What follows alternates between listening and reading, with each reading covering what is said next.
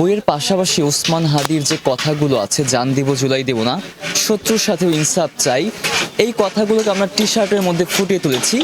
সেই ওসমান হাদির বাণী সংবলিত টি শার্ট আছে, পাশাপাশি আমাদের মগ আছে, বিভিন্ন ক্রাফট আছে, যেমন বাংলাদেশের কালচারকে রিপ্রেজেন্ট করে ঝিনুক, পালকি, গরুর গাড়ি, রিক্সা, ভ্যান, নাগরদোলা, একতারা, এই ধরনের যে বিষয়গুলো আমাদের শৈশবের স্মৃতিকে মনে করিয়ে দেয়, বাংলাদেশের কালচারকে রিপ্রেজেন্ট করে, সেই জিনিসগুলো আমরা এখানে রাখার চেষ্টা করছি। কারণ আমাদের লড়াইটা কালচারাল লড়াই। ওসমান হাদি বলে গেছেন যে আমরা কালচারাল লড়াই করতেছি, ফলে সেই কালচারকে পুনরুজ্জীবিত করার জন্য আমাদের এই চেষ্টা। আমাদের এখানে সব ধরনের, শুধু নারী পুরুষ তা না, বয়সেরও কোনো ভেদাভেদ নাই।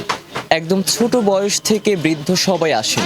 এবং খুব অবাক করার বিষয়, ছোট ছোট অবুঝ বাচ্চা যারা খুবই অল্প সময় হলো কথা বলতে শিখেছে, তারাও এসে ওসমান হাদির দুহাত প্রসারিত ছবিটা দেখে চিনতে পারছে এবং বলছে, মা মা দেখো ওসমান হাদি।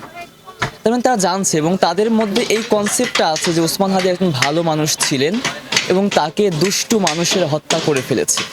এই শিশুরা একদিন বড় হবে, তারা ওসমান হাদিকে আরও ভালোভাবে জানবে, তার আইডিওলজিকে জানবে এবং সেগুলোকে ধারণ করেই নতুন বাংলাদেশ বিনির্মাণে কাজ করবে। এটাই আমাদের প্রত্যাশা।